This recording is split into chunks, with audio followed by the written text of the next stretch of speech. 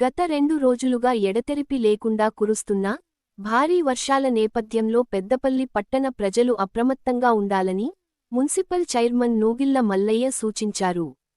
భారీ వర్షాల కారణంగా పెద్దపల్లి మున్సిపల్ పరిధిలోని చందపల్లి 17వ వార్డు, పెద్దమ్మ నగర్ సమీపంలోని ఎస్ఆర్ఎస్పీ కాలువ, రంగంపల్లి 11వ వార్డులోని Sai garden, Rampalli double bedroom colony ప్రాంతాల్లో వర్షపు నీరు ఇండ్లలోకి చేరడంతో చైర్మన్ నూగిళ్ల మల్లయ్య స్వయంగా ఆయా ప్రాంతాలను పరిశీలించారు.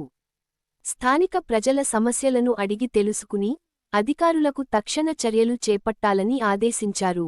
ఈ సందర్భంగా చైర్మన్ మాట్లాడుతూ, అవసరం అయితే తప్ప ప్రజలు ఎవరూ ఇళ్ల నుంచి బయటకు రావద్దని, వరద ప్రభావిత ప్రాంతాల్లో ప్రత్యేక జాగ్రత్తలు తీసుకోవాలని సూచించారు.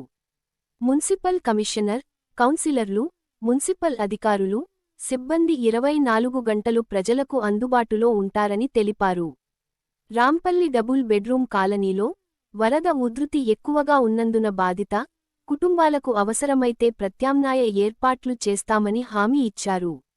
ఈ కార్యక్రమంలో మున్సిపల్ కమిషనర్ ఆకుల వెంకటేష్, కౌన్సిలర్లు పూదరి మహేందర్, తోట ఫణీందర్ భూపతి, మోలుగురి కమల్, అక్కపల్లి సుజాత క్రాంతి, నదీం, తూముల లత, సుభాష్, జూనియర్ అసిస్టెంట్లు రమాకాంత్, సురేందర్, వార్డ్ అధికారులు, శానిటరీ ఇన్స్పెక్టర్ పులిపాక రాజు, జవాన్ బొంగోని అనిల్, మున్సిపల్ సిబ్బంది పాల్గొన్నారు. గత సంవత్సరం ప్రతి సంవత్సరం కూడా రోడ్డు పైకి వెళ్ళి నీళ్లు పోయి ఇక్కడి బస్సులు కానీ అక్కడ ఆగేది ఇంతకుముందు.